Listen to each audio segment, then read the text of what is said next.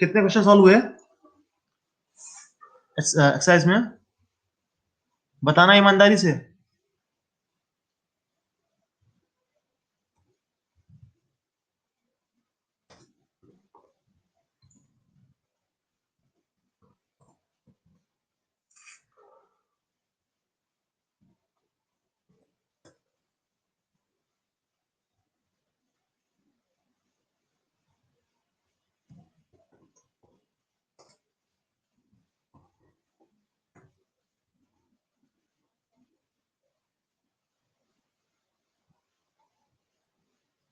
हाँ हाँ, उसी का वर्क और एनर्जी का बताओ।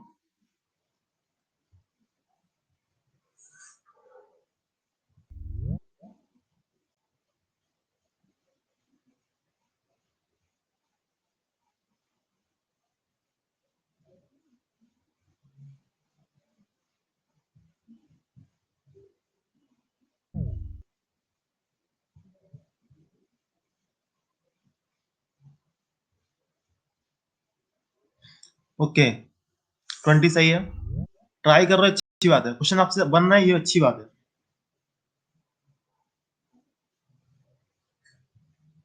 आज का नेक्स्ट चैप्टर आपका होगा सेंटर ऑफ मास।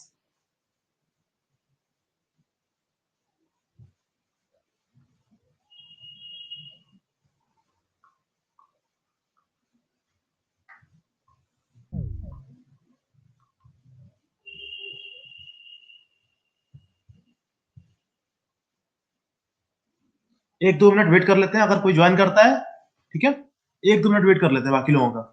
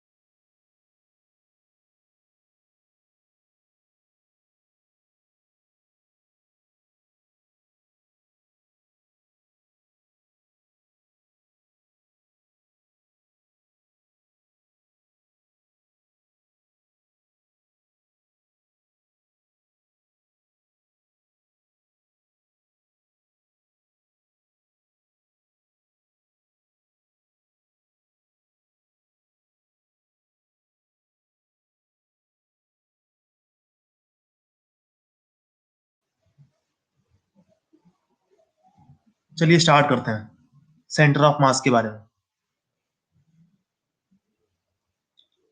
तो पहले समझते हैं सेंटर ऑफ मास क्या होता है। कोई भी एक ऑब्जेक्ट है, कोई भी एक रैंडम ऑब्जेक्ट है, जैसे बहुत सारे पार्टिकल हैं, बहुत सारे से पार्टिकल होते हैं।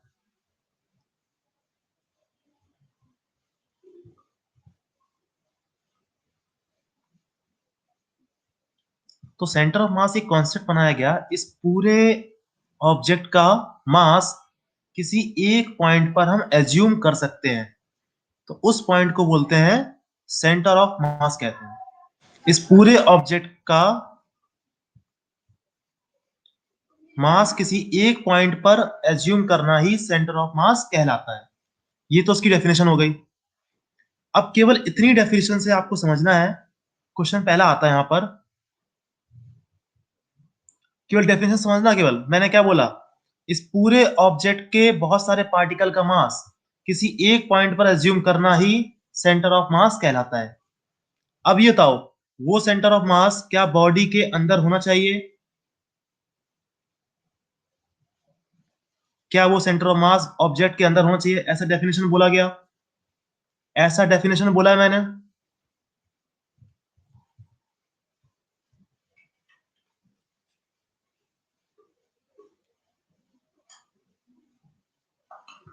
हाँ, तो ये कोई जरूरी नहीं है कि वो सेंटर ऑफ मास उस ऑब्जेक्ट के अंदर हो। बात समझ में आई? हो भी सकता है और नहीं भी हो सकता है।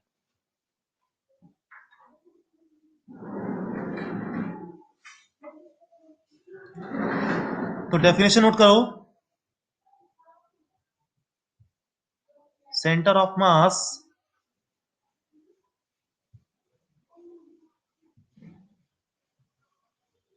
is a point where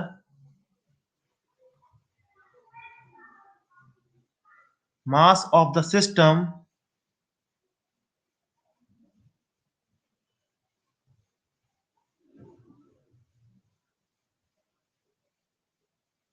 can be assumed।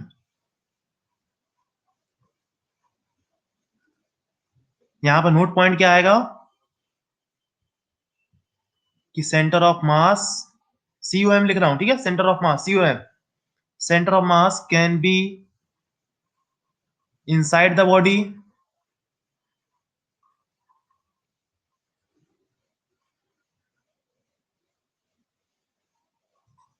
May be inside the body और आउटसाइड द बॉडी।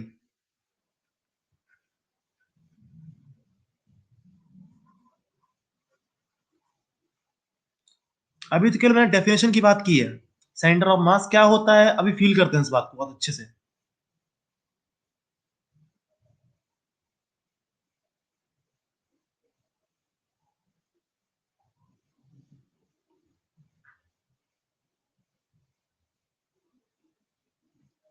क्या हुआ, हम लोग एक खेल करते हैं। पेन को लिया,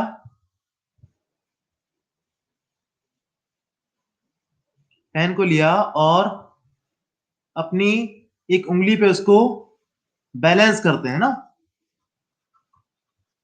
बताओ, ऐसा करते ही नहीं करते कभी कभी? तो बैलेंस करने में क्या होता है कि हम जब बैलेंस करते हैं उसको, तो हम एक यहां पे नहीं करते हैं, यहां पे नहीं करते हैं, सोचते हैं कि एक ऐसी जगह बैलेंस किया जाए, ऐसी जगह बैलेंस किया जाए जिससे वो बैलेंस हो जाए। उसका मतलब क्या होता है, उसके जस्ट ऊपर कहीं ना कहीं उसका पूरा का पूरा मास नीचे की तरफ काम कर रहा होता है, और यहां से नॉर्मल फोर्स कहां लगेगा, ऊपर की तरफ। आई बात समझ में? तो इस तरीके से हम ये समझते हैं कि हाँ, इसके बीच में कहीं ना कहीं सेंटर ऑफ मास है। अब देखो, इसी पेन को मैंने ऐसे पकड़ा, यहां पे एक उंगली लगाई, एक उंगली यहां पे लगाई। अब बताओ, और ये क्या हो गया, बैलेंस हो गया। इसका मतलब क्या हुआ, इन दोनों उंगली के बीच में ही कहीं ना कहीं इस पेन का सेंटर ऑफ मास होगा।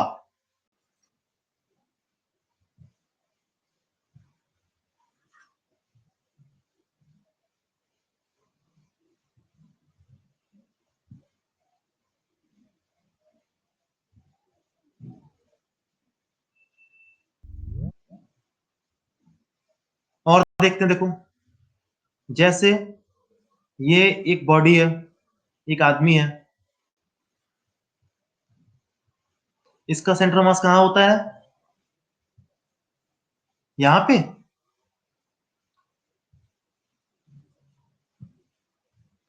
ठीक है, अब समझना बात ध्यान से, यहां पर इसका सेंटर ऑफ मास यहां पर है। इसने क्या किया, इसने क्या किया, देखो, अपने हाथ को ऐसे कर दिया, ऐसे खोल दिया, और एक इसने बकेट पकड़ ली।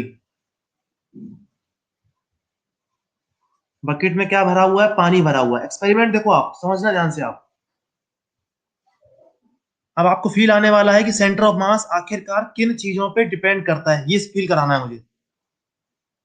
तो ये एक आदमी है और एक बकेट को पकड़े हुए है, और उसने बकेट उसकी आर्म है सीधा उसने कर दी है, और आर्म के जो बकेट है उसमें क्या भरा हुआ, पानी भरा हुआ है। तो हम ऐसा फील करते हैं कि हमारा जो बॉडी है एक तरफ टिल्ट हो जाती है। बताओ, ऐसा होता है ना?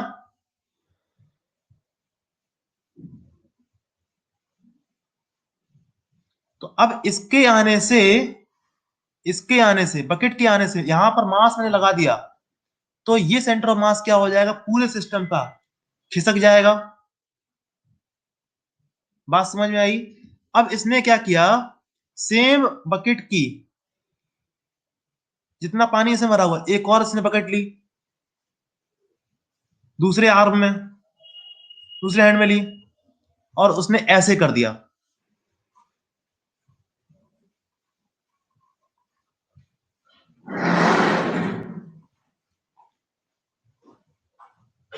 इसमें इसने पानी भर दिया, सेम। अब बताओ इसका सेंटर ऑफ मास क्या होगा, अगेन क्या लगता है आपको?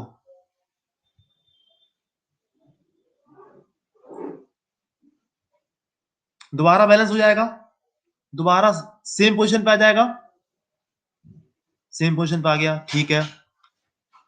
आप बस दिमाग लगाना इसमें कि आखिरकार सेंटर ऑफ मास किस चीज पे डिपेंड कर रहा है, ठीक है। फिर देखो मैंने क्या किया,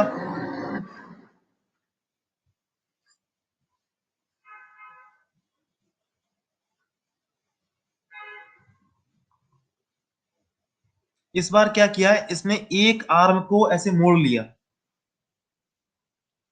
पानी सेम भरा हुआ है, एक आर्म को ऐसे रखा।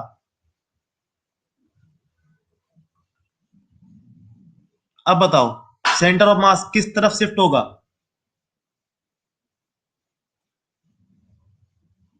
आप किस तरफ झुकेंगे, इस तरफ। सेंटर ऑफ मास शिफ्टिंग इस तरफ होगी, ठीक है। और देखो,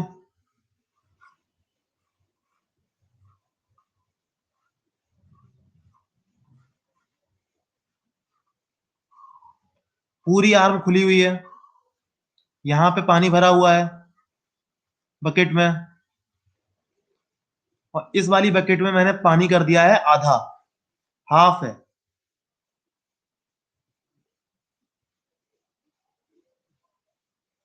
अब बताओ मनीष, बेटा बताओ, मनीष,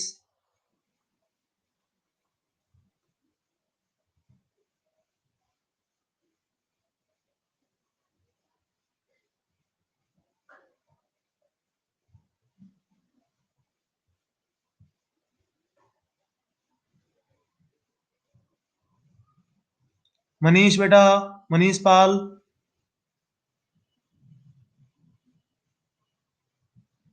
मनीष पाल चैट बॉक्स में लिख के भेजो कुछ भी, किस तरफ झुकेगा, सेंटर मास किस तरफ शिफ्ट हो जाएगा इसका, ये बताओ। लेफ्ट में, वेरी गुड, लेफ्ट में। सबको बात समझ में आई?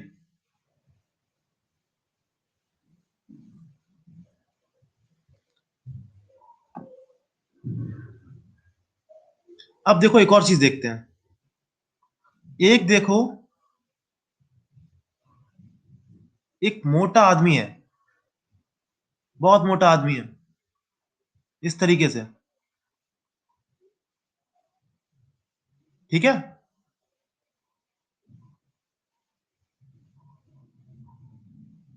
इस तरीके से एक मोटा आदमी है बहुत, इसका सेंटर ऑफ मास इस तरीके से है। अब क्या हुआ, ये आदमी झुक गया, कुछ यहां पे गिरा हुआ था, ठीक है। इसने कोशिश की उठाने की, तो ऐसे सीधा ऐसे झुकना की कोशिश की इसने। जब ये ऐसे झुकेगा, देखना आप,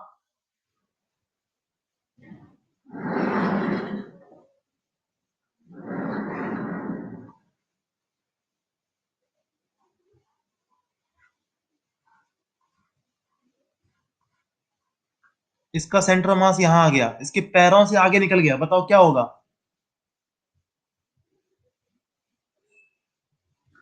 क्या ये गिर जाएगा, बताओ।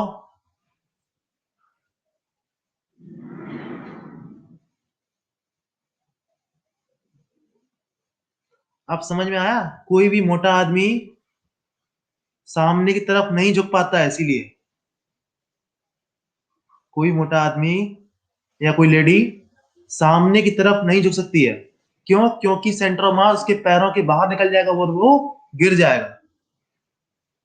इसीलिए वो धीमे धीमे करके बैठता है आराम से, फिर उठाता है, फिर खड़ा होगा वो।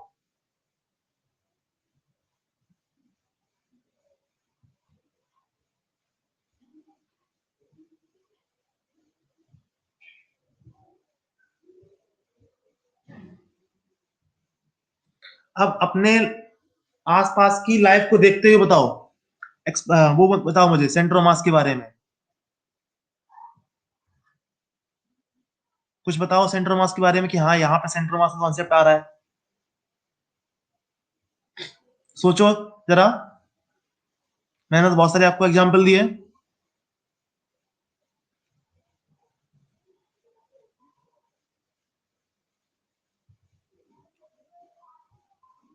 लिखने की जरूरत नहीं है, आप बस मुझे बोल दो कि हाँ मुझे आता है, ऑडियो कंट्रोल दे दूंगा उसको, वो बता देगा मुझे।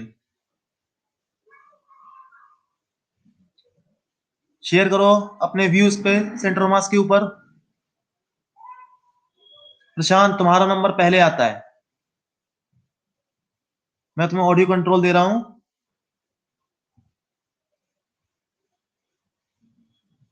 सर जो टैबलेट है जिसमें पढ़ रहे हैं उसको दोनों हाथ से पकड़े तो उसका सेंटर ऑफ मास बीच में है।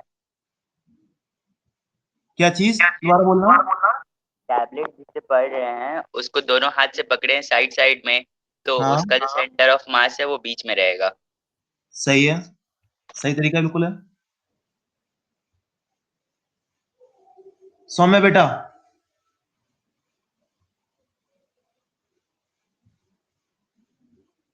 सौम्य बेटा आप बताओ।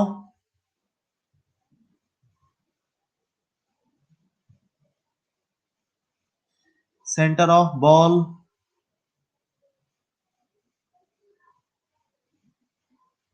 अच्छा ठीक है।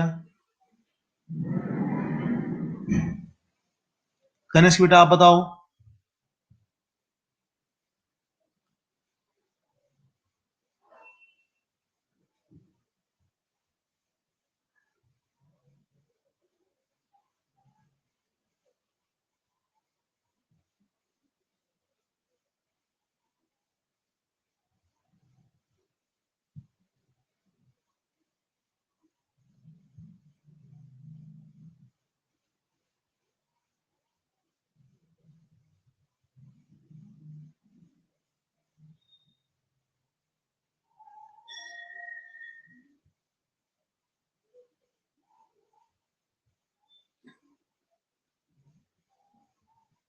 Kanishka,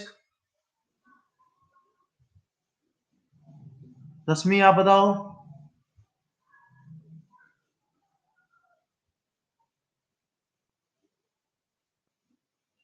most of the things का सेंटर ऑफ मास बीच में होता है, एक इन्होंने पॉइंट बताया।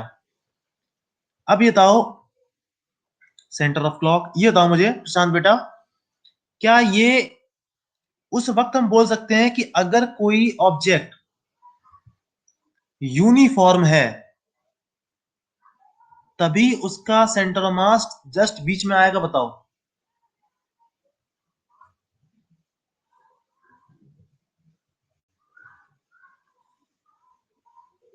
है ना?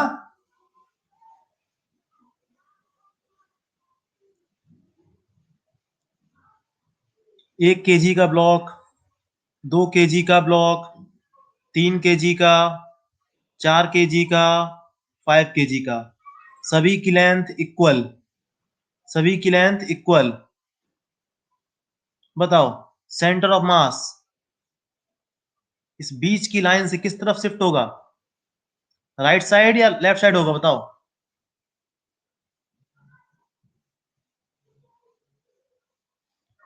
Right side. सबको समझ में आ गया।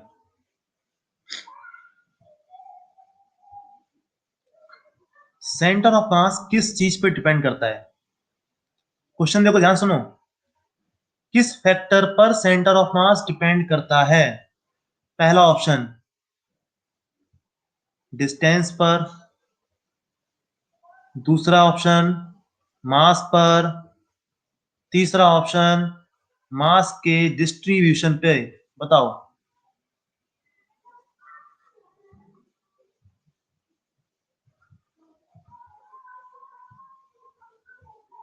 क्वेश्चन को ध्यान सुनो, मैं क्या बोल रहा हूं। केवल डिस्टेंस पे, ओनली मास पे, या मास के डिस्ट्रीब्यूशन पे, किस तरीके से मास डिस्ट्रीब्यूट है उस पर डिपेंड करेगा। मास के डिस्ट्रीब्यूशन पे। तो नोट लिख करो यहां पे एक पॉइंट,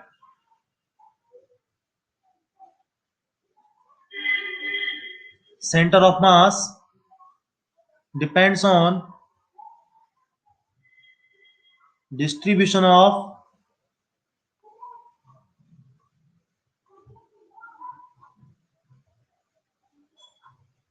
मास।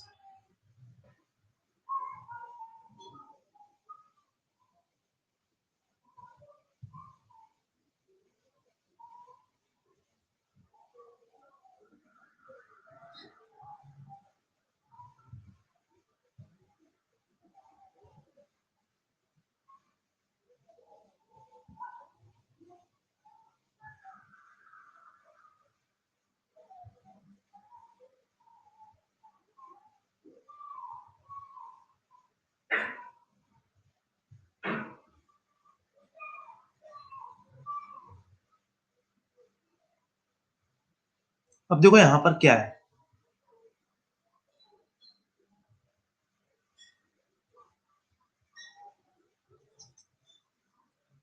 अब क्या निकालने वाले हैं, सेंटर ऑफ मास कहां पर है, पोजीशन ऑफ सेंटर ऑफ मास।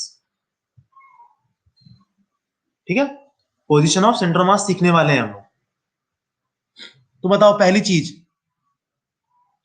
किसी की अगर पोजीशन पता करनी है तो मुझे इसके लिए क्या एक रेफरेंस पॉइंट पता होना चाहिए। अगर हम बताएंगे इसकी पोजीशन क्या है तो पता, ये तो बताना पड़ेगा ना कहां से किस तरफ। पोजीशन किसी चीज की बतानी पड़ती है ना, कहां से है। कोई एक सिस्टम होता है ना, इसमें बहुत सारे पार्टिकल है, M1, M2, M3, M4, M5, M6। ये क्या है अपना ओरिजिन। अब देखो पोजीशन ऑफ M1 पार्टिकल कौन बताएगा, R1 वेक्टर बताएगा। पोजीशन ऑफ M2, ये R2 हो गया, ये क्या हो गया, R3 हो गया, ये देखो R4 हो गया। इसी तरीके से सारे मैंने कनेक्ट कर दिए, R5, R6, R1, R2, R3, R4, R5, R6 क्या है, पोजीशन वेक्टर्स। याद आया वर्ड, पोजीशन वेक्टर्स मतलब क्या बता रहे हैं, इस पॉइंट से इस तरफ है। तो देखो सेंटर ऑफ मास क्या होगा, सेंटर ऑफ मास की पोजीशन क्या होगी, R vector C M, M1 इसका मास इसका पोजीशन वेक्टर, प्लस दूसरे वाले का M2 R2, तीसरे वाले का M3 R3, जोड़ते चले आएंगे। जितने भी मास पार्टिकल हैं यहाँ पे सभी को इस तरीके से जोड़ दिया, अपॉन टोटल क्या कर दिया, मास कर दिया, M2 M3, इस तरीके से R vector C M.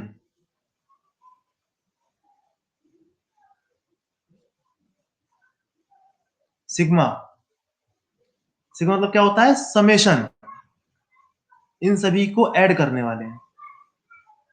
M R I I, आई कहां से लेके, 1 से लेके कहां तक, जितने भी हैं n तक, सिग्मा M I, आई कहां से, 1 से कहां तक, n तक।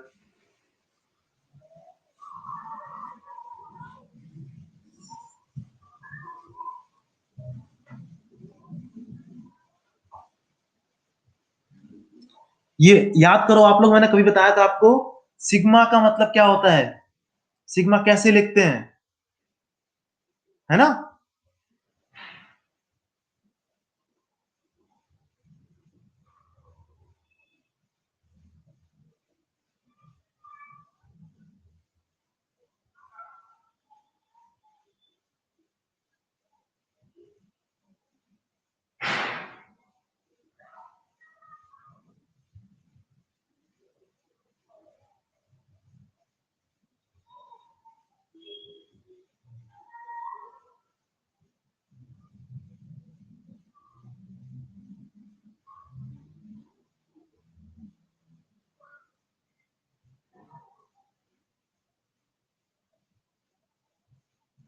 डन, सही है।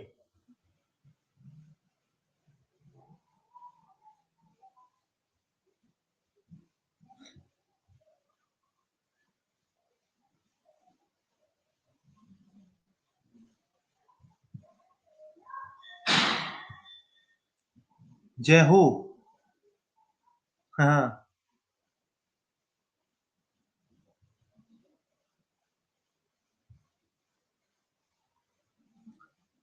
कोई एक पार्टिकल है, ध्यान से देखना आप। इस पार्टिकल को लिखा मैंने x1 y1। बताओ इसका मतलब क्या हुआ, इस पॉइंट की क्या हो गई, पोजीशन हो गई।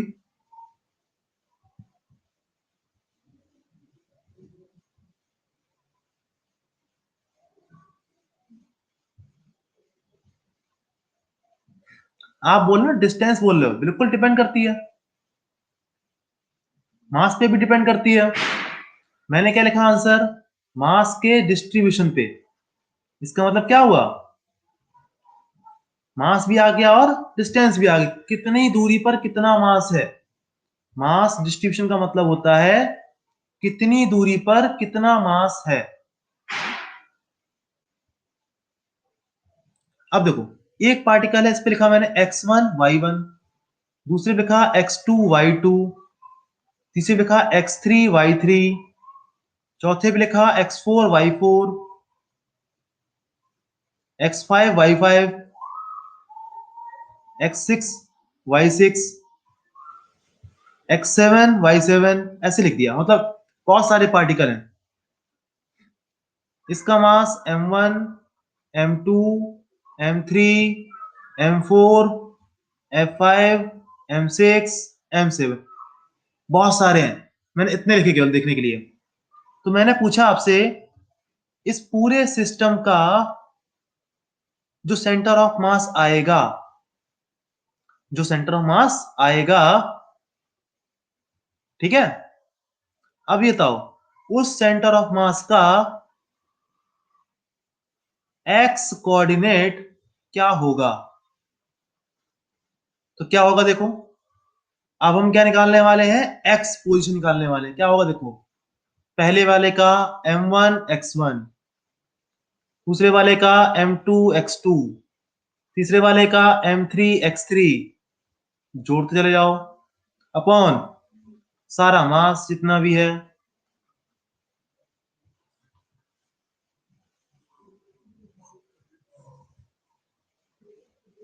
पूछा गया y वाला कितना होगा,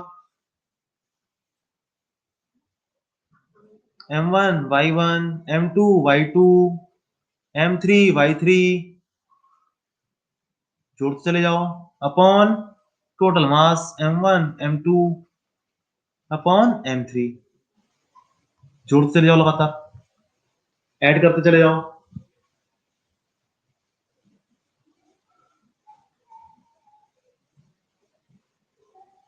अगर कोई पूछता जेड वाला बताओ, तो क्या करते आप, m1 z1, m2 z2 upon m1 plus m2 plus, add करते चले जाओ। पूछता आर वाला, पूछता m1 r1, m2 r2, m3 r3, सब जोड़ दो अपॉन टोटल मास।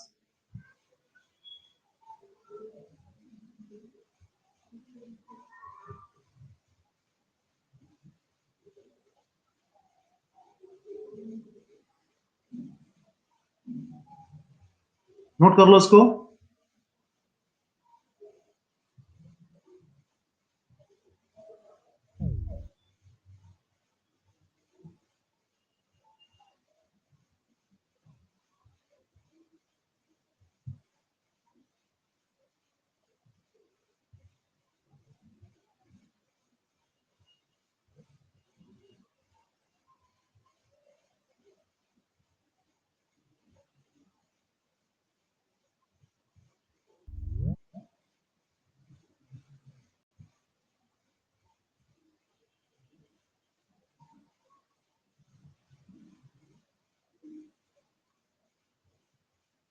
अब देखो, बताना, क्वेश्चन का आंसर देना, ठीक है।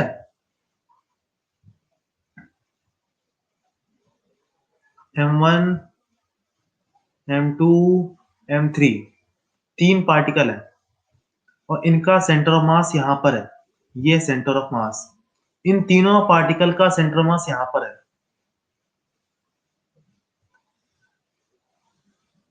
क्वेश्चन को ध्यान समझना, आप बताना मुझे।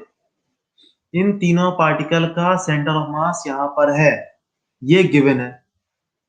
अब बताओ, ये है ओरिजिन, इस ओरिजिन को मैंने शिफ्ट कर दिया यहाँ पर, मतलब मैंने रेफरेंस पॉइंट को यहां से यहां चेंज कर दिया। बताओ, क्या ये सेंटर ऑफ मास शिफ्ट हो जाएगा?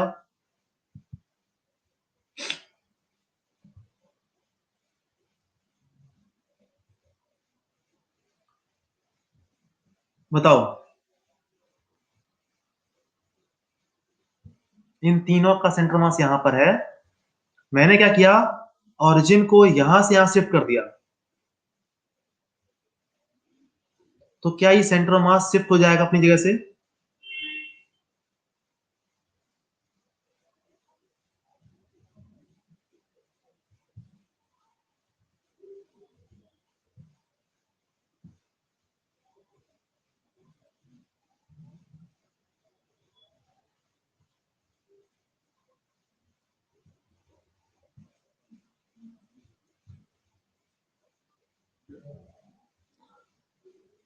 अच्छा, पहले बताओ, सेंटर ऑफ मास समझ में आया? सेंटर ऑफ मास किस चीज डिपेंड करता है? मास के डिस्ट्रीब्यूशन पे। इस पॉइंट से ये दूरी, इस पॉइंट से ये दूरी, इस पॉइंट से ये दूरी, क्या मैंने दूरी चेंज की? क्या मैंने मास को चेंज किया? बताओ, तो क्या सेंटर ऑफ मास चेंज हो जाएगा?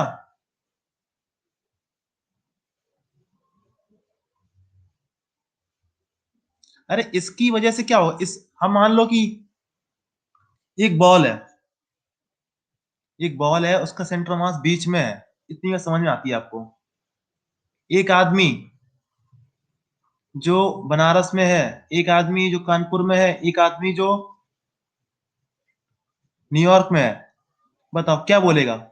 इसका सेंटर मास इसके अंदर है, इसका सेंटर मास इसके अंदर है, इसका सेंटर मास इसके अंदर है, क्या डिपेंड, कहीं गायब हुआ, कुछ चेंज हुआ था? हाँ। अब बोले कि इसका पोजीशन वेक्टर एक ये है, एक ये है। अगर यहां से देखेंगे तो पोजीशन वेक्टर ये है, अगर यहां से देखेंगे तो पोजीशन वेक्टर ये है, तो ये पोजीशन वेक्टर चेंज होगा, सेंटर ऑफ मास वहीं का वहीं रहेगा।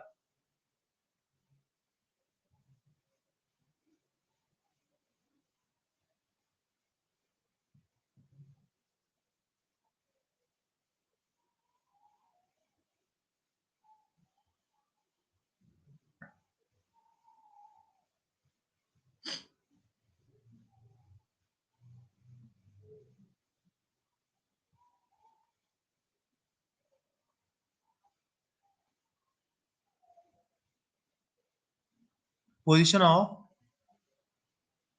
Centre of mass of two particle system.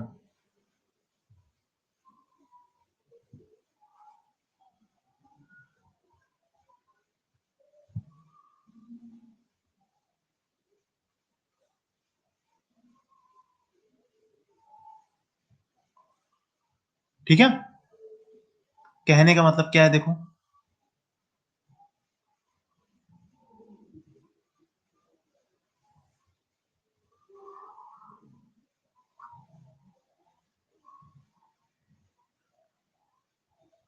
बहुत आसान से क्वेश्चन करा रहा हूं आपको, ठीक है? एक पार्टिकल यहां पर है, इसका मास है 1 kg, दूरी है यहां से 1 मीटर। दूसरा पार्टिकल है यहां पर 1 kg, ये दूरी है 1 मीटर। बताओ, इसको सिंपल देख के बताओ, सेंटर ऑफ मास कहां पर होगा?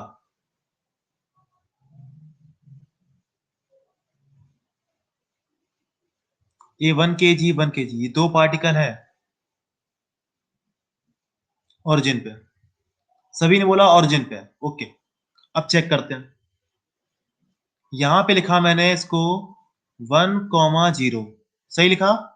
इसकी पोजीशन यहाँ पे कितना, x कितना है 1, y कितना है 0, उस पे देखो कितना होगा x, -1, 0। सेंटर ऑफ मास की पोजीशन x पे देखते हैं, m1 x1 plus m2 x2 upon m1 plus m2। मास, इसका मास कितना 1, x कितना इसके लिए है 1 प्लस दूसरे वाले का मास कितना 1 x2, मतलब यहां पे देखो x कितना यहां पर है -1 अपॉन टोटल मास 1 प्लस 1 कितना आया, देखो ये 1 - 1 अपॉन 2 आ गया 0। x कितना आ गया 0। अब देखते हैं YCM देखते हैं, m1 y1 plus m2 y2 m1 plus m2। बताओ यहाँ पे कितना y है, यहाँ पे कितना y है, दोनों में y कितना है 0 0। 1 इंटू 0 प्लस 1 इंटू 0 अपॉन 2 कितना आया, ये भी 0। यानी क्या आ गया आंसर, x कितना 0 y कितना 0। क्या बन गया, ये कौन सा पॉइंट है आपका ओरिजिन। क्या बताओ, कोई भी दो पार्टिकल दे रखे हो, आप निकाल पाएंगे उसका सेंटर ऑफ मास कहां पर होगा।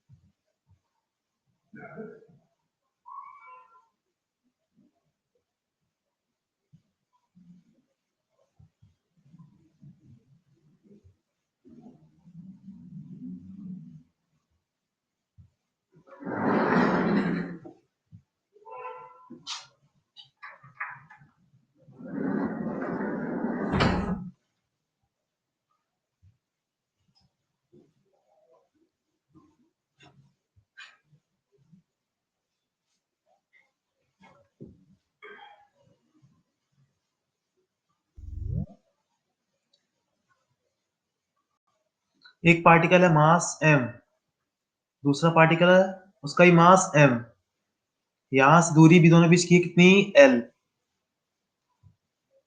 अब निकालना है इस पार्टिकल, इस सिस्टम का सेंटर ऑफ मास निकालना है, चलो करके दिखाओ कितना आएगा।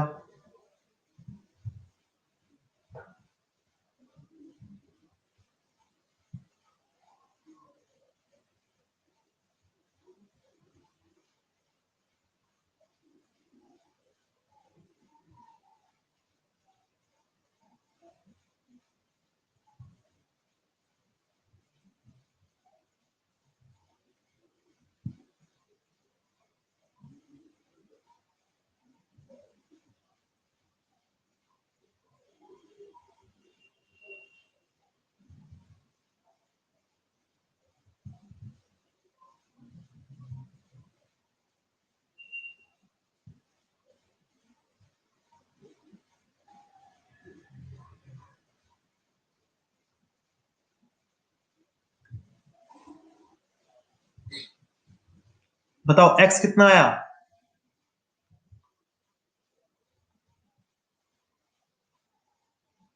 दोनों का मास सेम m और m।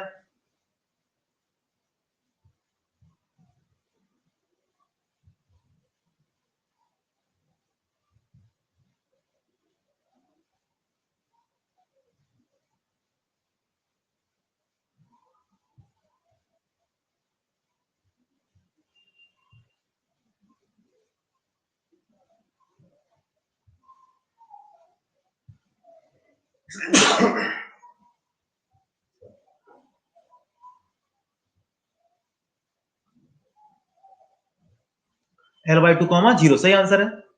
देखो कैसे, ये कितना 0, 0, ये कितना L, 0।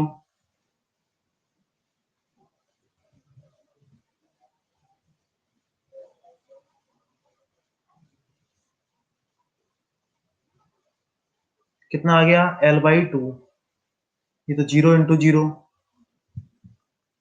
m × 0 अपॉन m+m, पूरा कितना हो गया 0, यानी x कितना हुआ L/2, y कितना हुआ 0।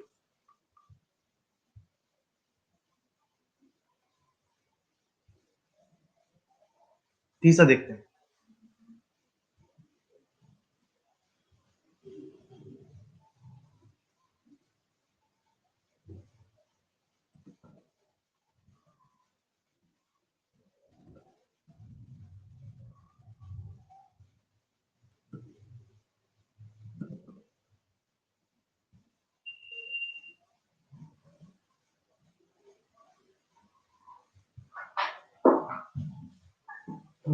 एक मास पार्टिकल देखो यहाँ पर,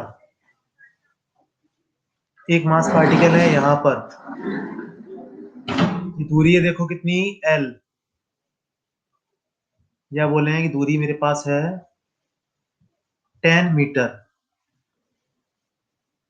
ये एंगल है 37, cos 37 है 4/5, sin 37 होता है 3/5। एक मास पार्टिकल यहाँ पर है, दूसरा मास पार्टिकल यहाँ पर है, इसका मास कितना है 4m।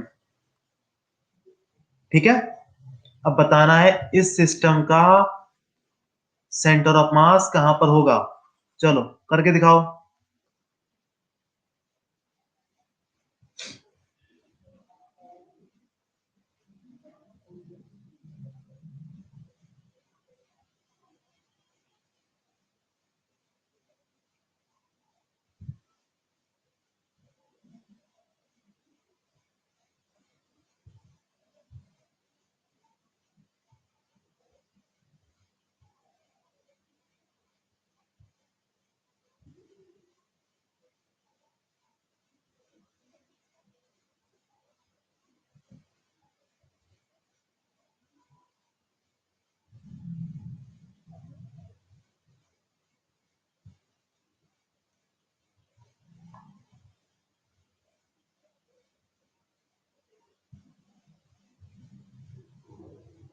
x कितना होगा और y कितना होगा, चलो करके दिखाओ।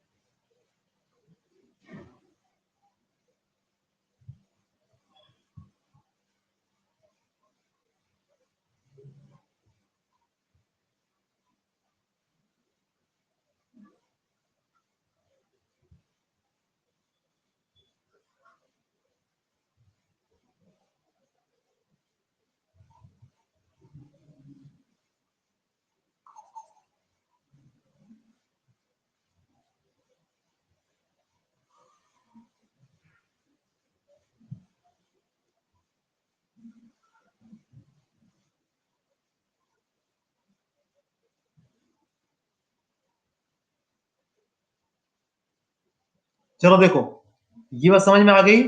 ये कितना हो जाएगा 10 cos 37, ये कितना हो जाएगा 10 sin 37, ये कितना हुआ 6, ये कितना हुआ 8। ठीक है, पहले तो ये सब समझ में आई, ये 6 होगा, ये 8 होगा।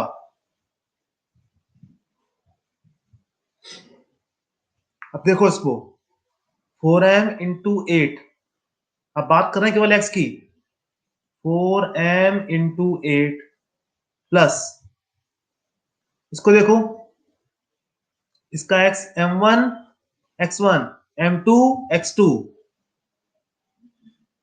अपॉन क्या करेंगे टोटल मास 4m + m, कितना हुआ देखो ये 32m/5m, कितना आया 32/5। अब देखो यहां पर YCM देखो 4m × इसका y, m × इसका y upon total mass 4m + m, कितना हुआ देखो ये 24/5,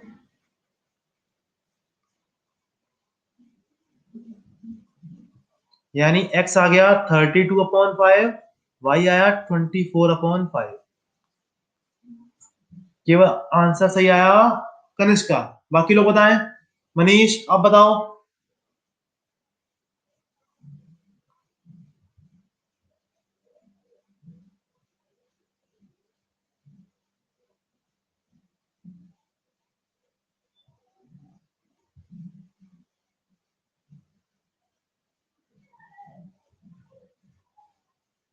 मनीष समझ में आया?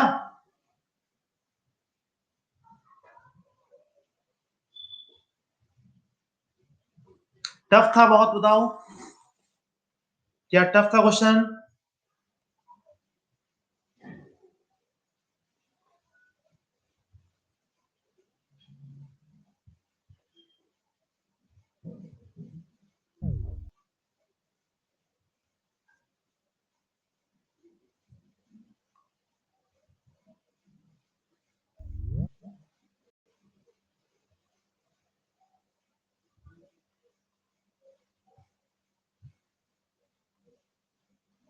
ध्यान से देखना। इसका मास है 2 kg, इसका मास है 4 kg, इसका सेंटर मास कहीं बीच में है, कहीं पर भी बीच में है। इन दोनों के बीच की दूरी दे रखी है 3 मीटर। ठीक है, अब क्या हुआ, ध्यान सुनना, क्वेश्चन क्या है। ये 4 kg वाला मास, 4 kg वाला मास इधर जाता है। कितना गया ये? 1 metre. If 4 kg mass particle displaced in x direction by 1 meter, then how much distance should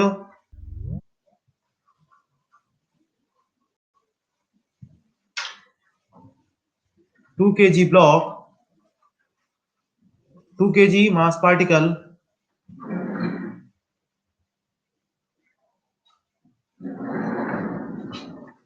move to remain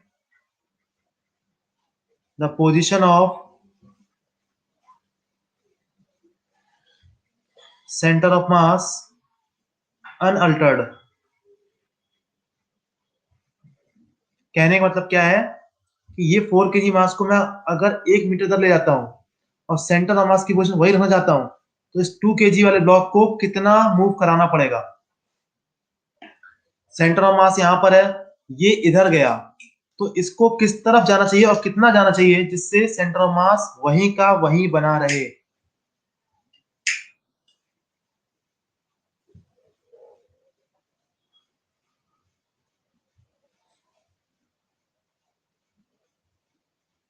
चलो एक बार ट्राई करो आप लोग।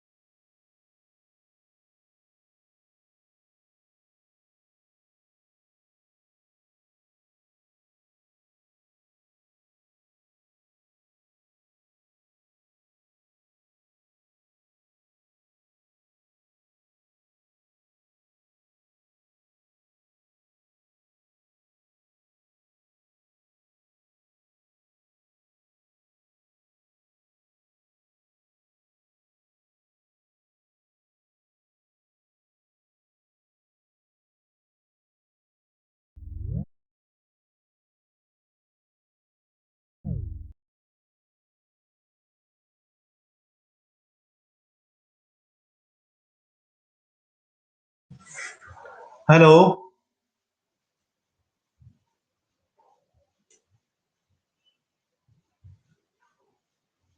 2 metre in negative direction. Okay, very good, सही आंसर है कनिष्क बेटा।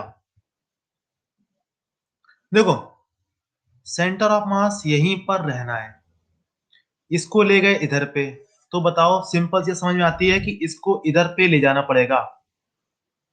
बताओ, इतनी समझ आती है सभी को? इसको इधर ले जाना पड़ेगा, तभी जाके सेंटर ऑफ मास वहीं का वहीं पे रहेगा, है ना? देखो, सेंटर ऑफ मास देखो, X C M,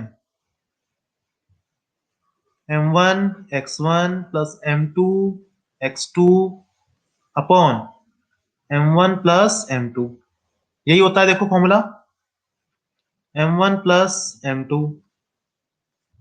into X C M equals to m1 x1 plus m2 x2। अब हम क्या काम करने वाले हैं? चेंज करने वाले हैं ना, तो अब लगाते हैं डेल्टा।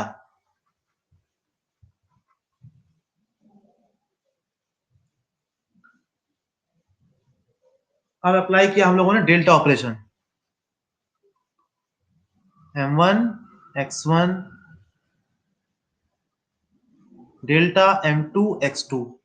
अब बताओ, क्या बोला गया है? सेंटर ऑफ मास की पोजीशन चेंज ना हो, तो ये चीज कितनी हो जाएगी? बताओ, रश्मि बेटा बताओ। बोला कि सेंटर ऑफ मास चेंज ना हो, बोला गया ना, तो अगर मैं इसमें डेल्टा लगा दूंगा, चेंज ना हो, चेंज कितना होगा फिर? तो जीरो।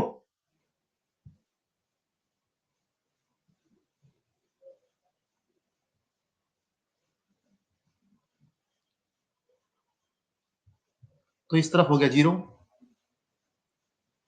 ये क्या, m क्या है? Constant m1 delta x1 m2 delta x2, यानी अब देखो, रखते हैं यहां पर वैल्यू, m1 की वैल्यू कितनी है? 2 डेल्टा x1 प्लस m2 की वैल्यू कितनी है? 4 डेल्टा x2। कितना हुआ इसमें डिस्प्लेसमेंट? 1 मीटर। कहां पर? पॉजिटिव डायरेक्शन में। इनटू कितना किया? 1 इक्वल्स टू कितना? जीरो। डेल्टा x1 कितना आया सॉल्व करके? -2। इसका मतलब क्या हुआ? इसको कहां ले जाएंगे? इस तरफ। कितना? 2 मीटर।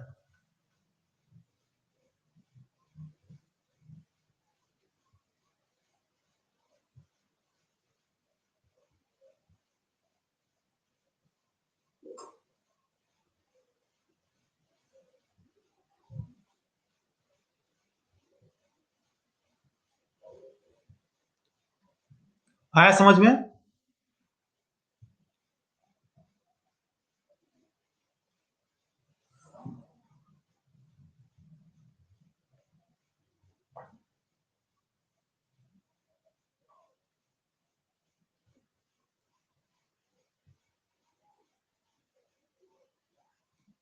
अगला देखते हैं।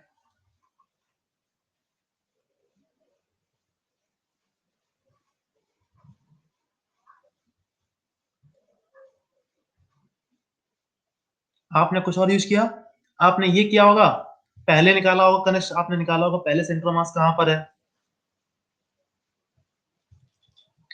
फिर निकाला होगा दूसरा सेंटर मास कहां पर है, और सॉल्व किया होगा ना। कोई वो भी तरीका है, सेम तरीका वो भी है। एक 1 kg है, एक 5 kg है, दोनों के बीच में दूरी कितनी है? 5 मीटर। ठीक है, इसको ले जाते हैं इस तरफ। हेलो श्रेया बेटा, इसको ले जाते हैं इस तरफ 10 मीटर। 4 kg ब्लॉक को 10 मीटर इधर ले गए, इसको वहीं रखा, इसमें चेंज कुछ भी नहीं किया। तो बताओ, सेंटर ऑफ मास की पोजीशन में कितना शिफ्ट होगा? सेंटर ऑफ मास कितना शिफ्ट हो जाएगा? चलो करो solve.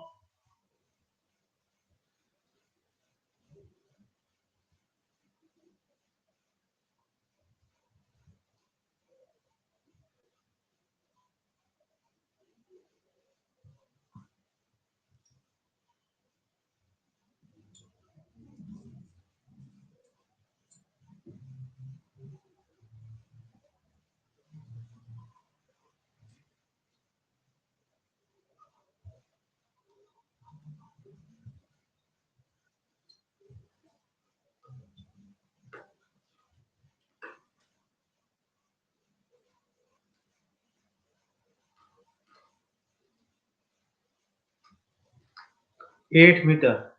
Okay,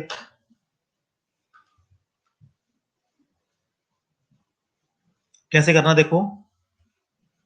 m1 plus m2 into X C M equals to m1 x1 plus m2 x2। क्या लगा दें? डेल्टा। बताओ, m1 प्लस m2 कितना हुआ? 5। डेल्टा एक्स सी एम कितना चेंज होने वाला है? सेंटर ऑफ मास की पोजीशन ये निकालना है आपको। m1 कितना? 1। इसको कितना चेंज किया? इसमें कितना चेंज हुआ? 0। m2 कितना? 4। इसमें कितना चेंज किया? 10 मीटर। डेल्टा एक्सीएम कितना आया? 40/5, 8 मीटर।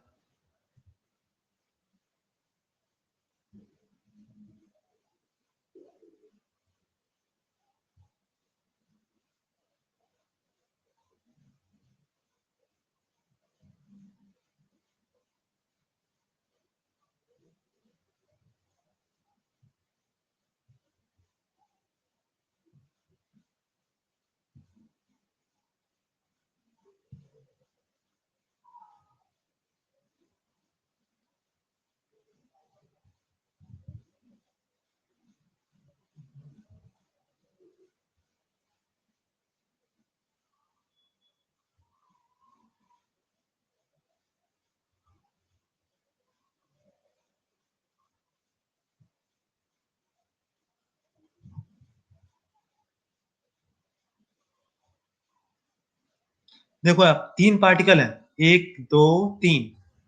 तीनों का मास सेम है। ठीक है, तीनों का मास सेम है। ये एक्स एक्सिस पर है, ये वाई एक्सिस पर है, तीसरा वाला ओरिजिन पे है। सेंटर ऑफ मास की पोजीशन क्या होगी? इस पे देखो लिखेंगे, इस पॉइंट को लिखेंगे L, 0। इसको लिखेंगे 0, L। इसको लिखेंगे 0, 0। ठीक है, एक्सीएम देखते हैं। m1 into 0, m2 into L,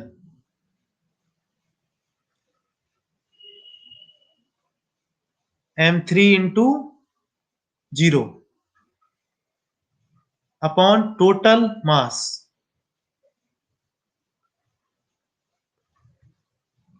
कितना हुआ ये? ml/3m, l/3। YCM देखते हैं। YCM देखते हैं कितना होगा, देखोगा। m into 0, m into 0, m into L upon m+m+m। कितना आया सॉल्व होके? ml/3m, l/3। यानी पोजीशन कहां पर होगी? यहां पे कहीं पे, l/3, l/3। ये हो गया centre of mass.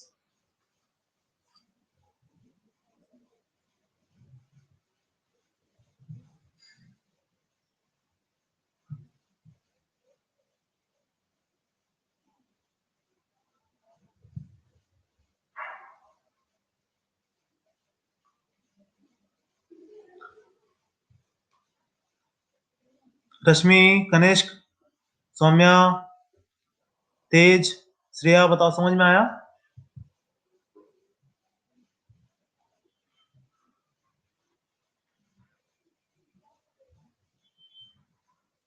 Very good, बहुत अच्छे।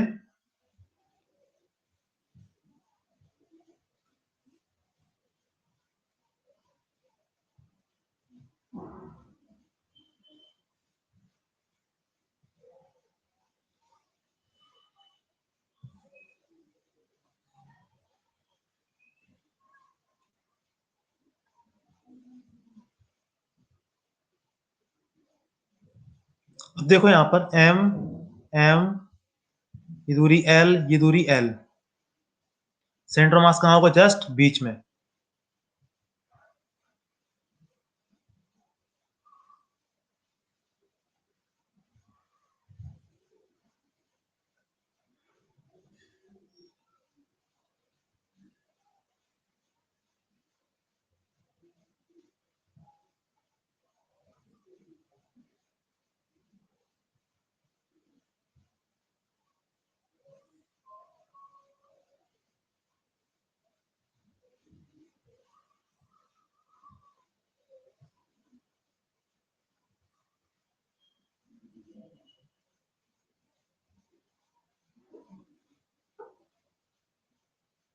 एक पार्टिकल आपने यहां रखा, एक पार्टिकल आपने यहां रखा,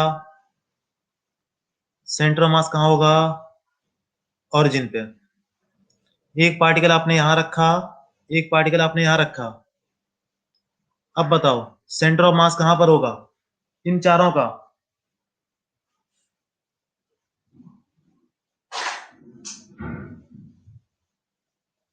इन चारों पार्टिकल का सेंटर ऑफ मास कहां पर होगा?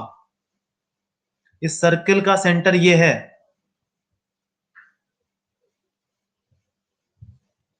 कोई डाउट नहीं?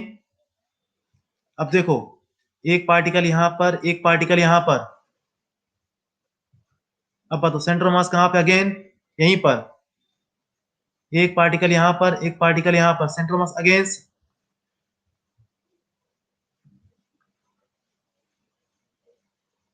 देखते हो मैं कैसे बना रहा हूं?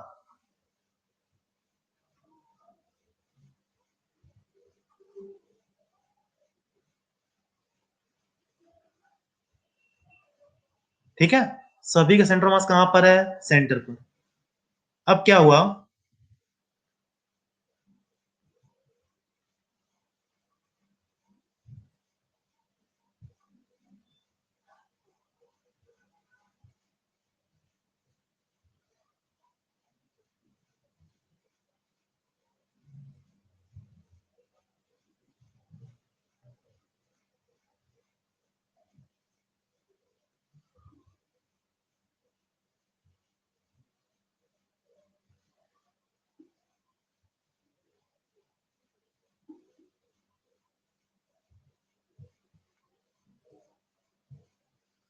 अब ये मेरे पास पूरी की पूरी एक रिंग है,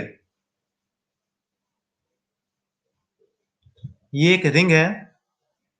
इस रिंग का सेंटर ऑफ मास कहां पर होगा बताओ? छोटे छोटे मास पार्टिकल हैं, लगातार हैं।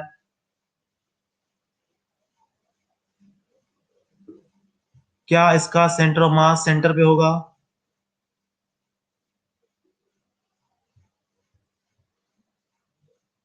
है ना?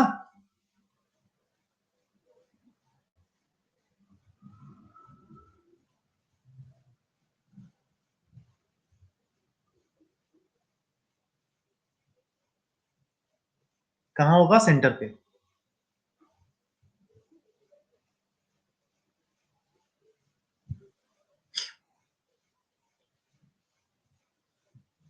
Centre of mass of symmetrical bodies देख लेते हैं।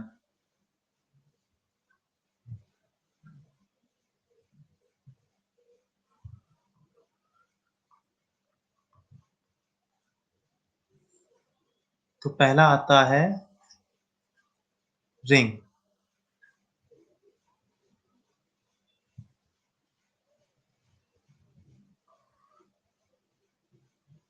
सेंटर ऑफ मास कहां होगा? सेंटर पर।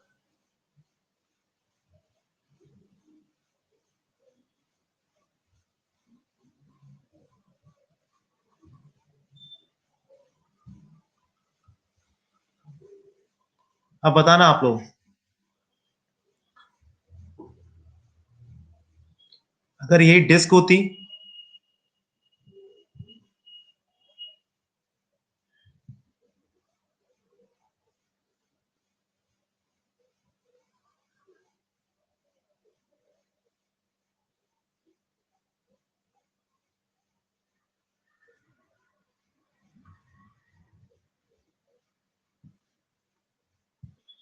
अगर ये डिस्क होती तब बताओ सेंटर ऑफ मास कहाँ होता इसका?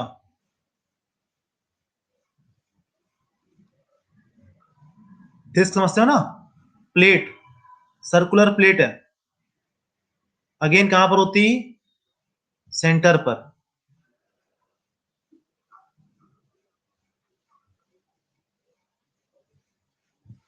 अब क्या किया देखो आपने,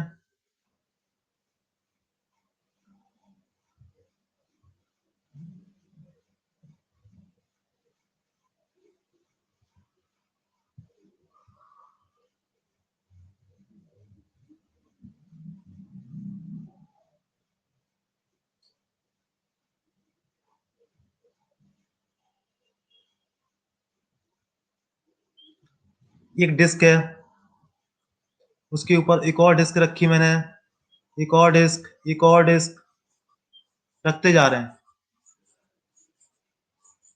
क्या इसका सेंटर ऑफ मास इसकी एक्सिस पर होगा? क्या बन जाएगा इस तरीके से, ये एक सिलेंडर बन जाएगा एक।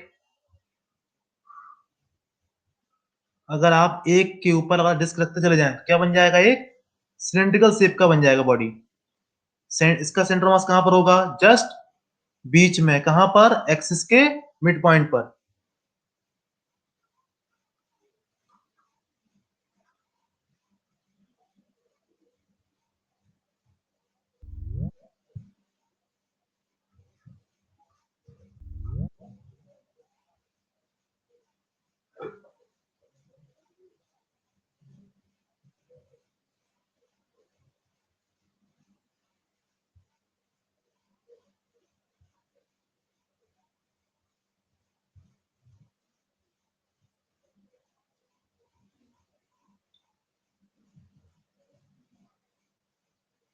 अब देखो यहां पर जैसे क्या होता है कि ये पार्टिकल अलग अलग है, जब पार्टिकल अलग अलग होते हैं और पार्टिकल जब लगातार होते हैं, पार्टिकल जब लगातार होते हैं मतलब पूरे सिस्टम में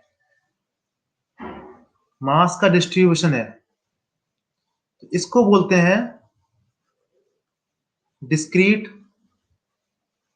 मास सिस्टम। इसका मतलब होता है अलग अलग, अलग अलग जगह पे है। इसको वो लगातार मास है ना, इसको बोलते हैं कंटिन्यूअस मास सिस्टम।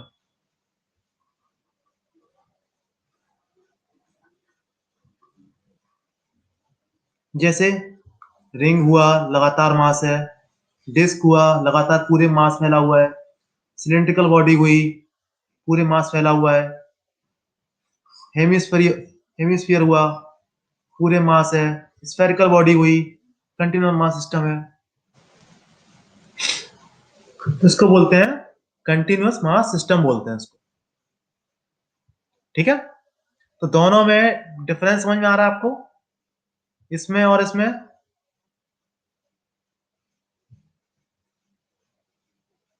क्या कंटिन्यूअस है, क्या डिस्क्रीट है?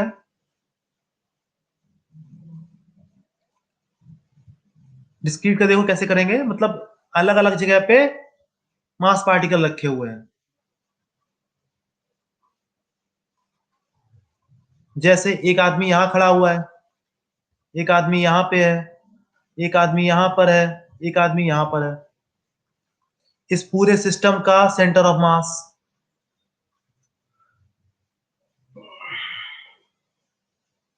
तो ये क्या हुआ? डिस्क्रीट मास सिस्टम हुआ।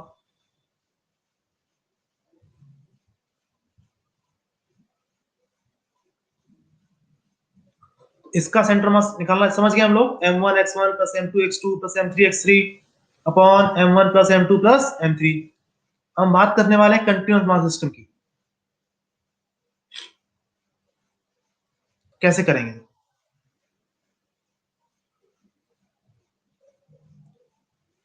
हम लोगों ने सीखा था XCM M1 X1 plus M2 X2 upon M1 plus M2, ऐसे था। इसको ऐसे लिखा था हम लोगों ने, sigma M X I equals to 1 से I इक्वल्स टू N। अगर पूरा मास सिस्टम जोड़ना है जहां पर कंटिन्यूस मास सिस्टम होता है, वहां पर मैंने आपको बताया था क्या यूज करते हैं, इंटीग्रेशन। छोटा सा क्या ले लिया आपने, एक एलिमेंट ले लिया, कितने मास का, डीएम मास का। यहां दूरी कितनी, x। हर एक मास सिस्टम का आपको एक्स डीएम ऐड करना है। क्या किया मैंने, x DM upon total mass, क्या दे देगा मुझे, एक्स सीएम दे देगा। इसी तरीके से वाई सीएम निकालना है, वाई डीएम अपॉन डीएम का इंटीग्रेशन। अब निकालना जेड का निकालना है, जेड डीएम अपॉन डीएम।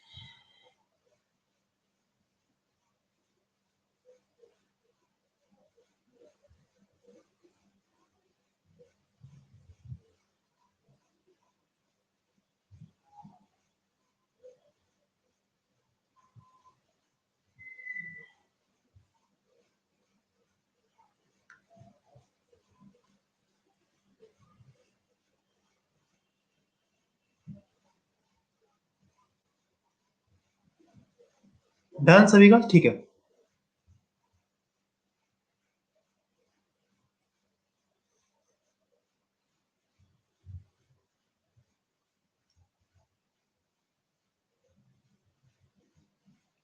अब देखो क्या होता है, जैसे एक रॉड है, एक डिस्क है और एक स्फीयर है। अगर आप बात करें रॉड की, तो जो मास है वो किस में फैला हुआ है, एक लाइन में फैला हुआ है। अगर हम बात करें डिस्क की, तो जो मास है किस में फैला हुआ है, एरिया में फैला हुआ है। अगर हम बात करें स्फीयर की, तो मास किस में फैला हुआ है, वॉल्यूम में। अब बताना आप, अगर ये रॉड है जिसका मास है 10 kg और इसकी लेंथ है 5 मीटर। पहला केस बता रहा हूं आपको, एक रॉड है जिसकी लेंथ है कितनी, 10 kg, मास कितना है उसका, सॉरी लेंथ कितनी उसकी है 5 मीटर, मास कितना है 10 kg। तो मैंने पूछा आपसे कि 1 मीटर में कितना मास होगा, इन 1 मीटर लेंथ, बताओ।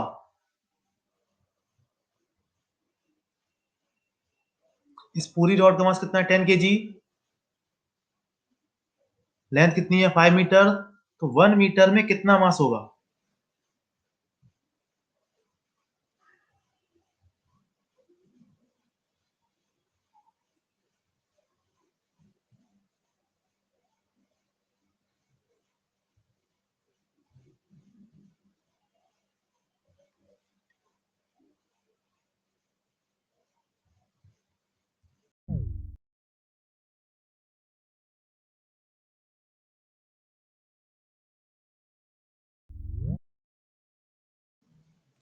कितना मास होगा यहाँ पर 1 मीटर में? 5 मीटर में 10 केजी मास है, तो 1 मीटर में कितना मास होगा?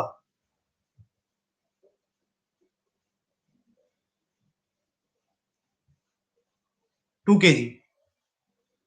कितना आया? 2 केजी। इसको बोलते हैं मास पर यूनिट लेंथ। मास पर यूनिट लेंथ, ये एक तरीके की क्या होती है, इसको नाम दिया गया है linear mass density. Linear mass density, जब मास किसमें फैला हो? एक लाइन में फैला हो, इसको बोलते हैं लीनियर मास डेंसिटी, मास पर यूनिट लेंथ। इसका सिंबल होता है लैम्डा।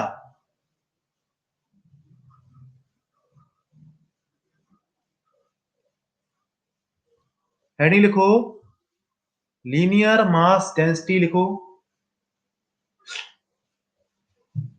हेडिंग लिखो, लीनियर मास डेंसिटी। सिंबल क्या होता है? Lambda, dm upon dl।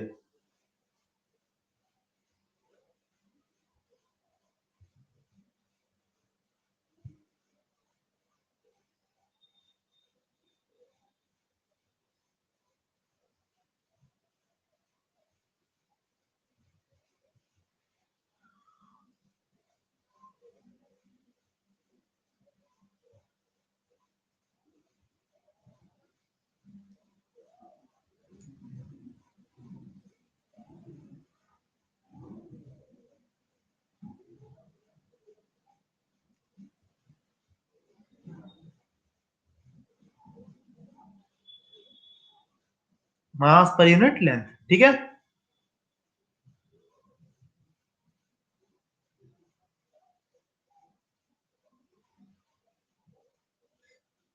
उसी तरीके से देखो, ये क्या होता है? Surface mass density.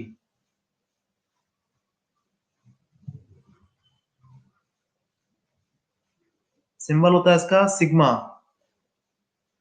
मास per unit area, 1 metre square में कितना एरिया, यूनिट एरिया में कितना मास होगा, इसका मतलब क्या होता है?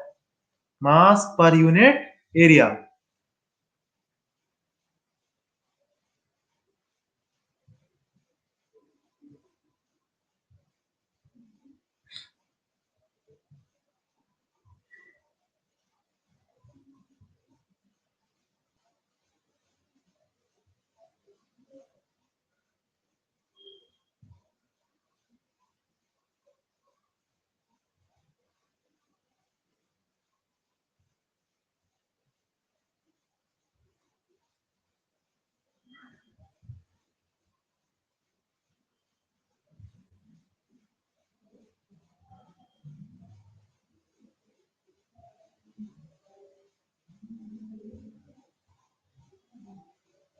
डन। अब देखो, स्फीयर है, स्फीयर है, मास किसमें इस बार है? वॉल्यूम में। तो यहां पर डेंसिटी डी, या बोले rho, mass per unit volume.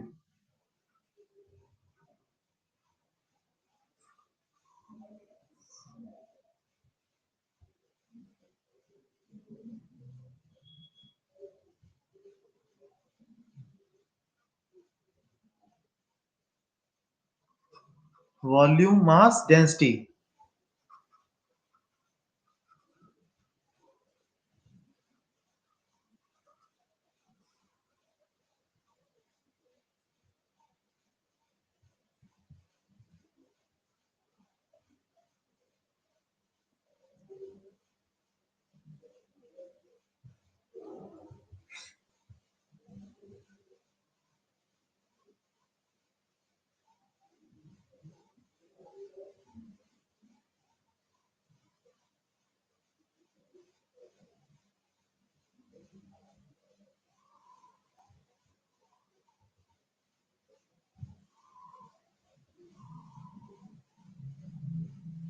अब देखो यहां पर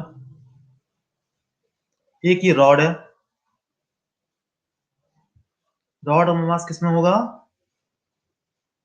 एक लाइन में। इसकी लैम्डा क्या है? यूनिफॉर्म। इसकी लेंथ कितनी है? एल। पूछा मैंने इसका मास कितना होगा। इस रॉड का मास कितना होगा? लैम्डा क्या है? इसकी मास पर यूनिट लेंथ। इसकी लेंथ कितनी है? एल। तो देखो, लैम्डा इक्वल्स टू कितना होता है? DM upon DL. ठीक है, डीएम कितना हुआ? Lambda D L. क्या करते हैं हम? क्या निकालना है मुझे? इसका पूरा मास निकालना है। डीएम कर दिया इंटीग्रेशन। लैम्डा कैसा? यूनिफॉर्म। कहां जाएगा? बाहर। यहां से यहां तक क्या कर दें? इसका इंटीग्रेशन। यहां पर लेंथ कितनी है?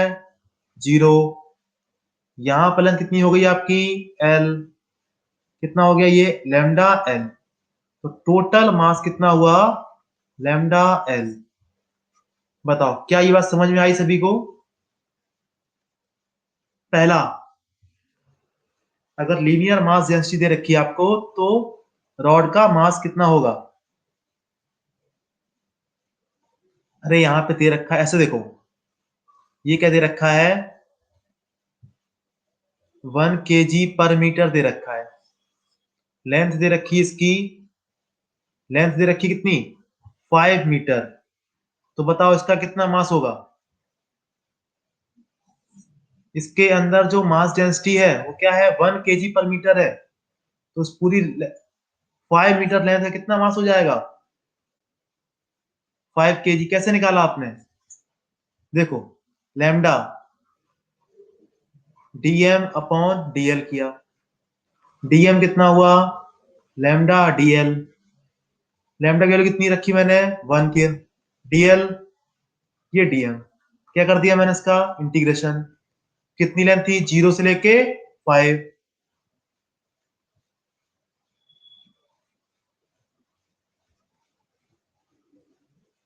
कितना आ गया? 5 आ गया।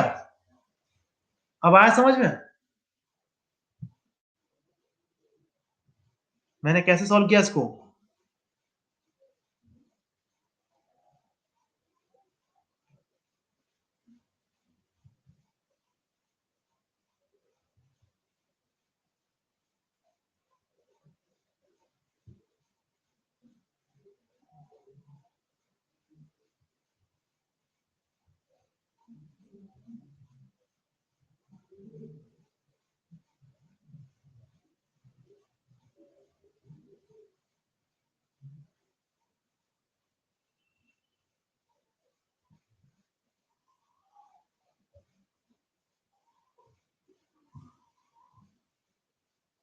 एक रॉड है, यहां पे लिखा मैंने x इक्वल्स टू 0।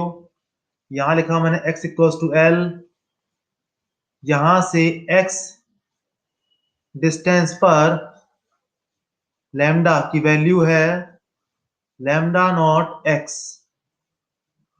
मतलब कहने का मतलब क्या हुआ कि जो लीनियर मास डेंसिटी है वो कैसी है? वेरिएबल है, x पर डिपेंड कर रही है। पूछा मैंने इस पूरी लेंथ का मास क्या होगा? कैसे करेंगे?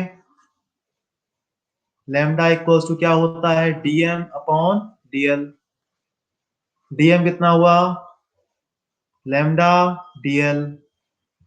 क्या करते हैं इसका हम? इंटीग्रेशन। लैम्डा की वैल्यू क्या दे रखी है एक्स डिस्टेंस पर? Lambda naught. ठीक है, लैम्डा नॉट एक्स। ठीक है, यहां पे कितनी दूरी है? एक्स डिस्टेंस पे छोटा सा लेंथ कितनी? डीएक्स। क्या करते हैं इसका हम? इंटीग्रेशन। कहां से कहां? एक्सियल कहां से कहां है? 0 से लेके एल तक। कितना है ये? Lambda naught L square upon 2। क्या बात आई समझ में ये वाली?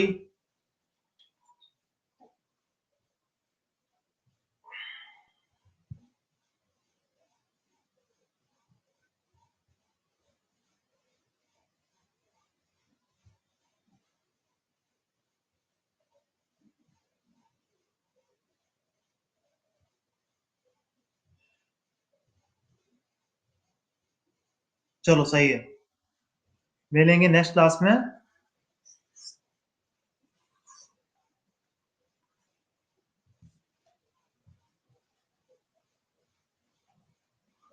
बाय सभी को।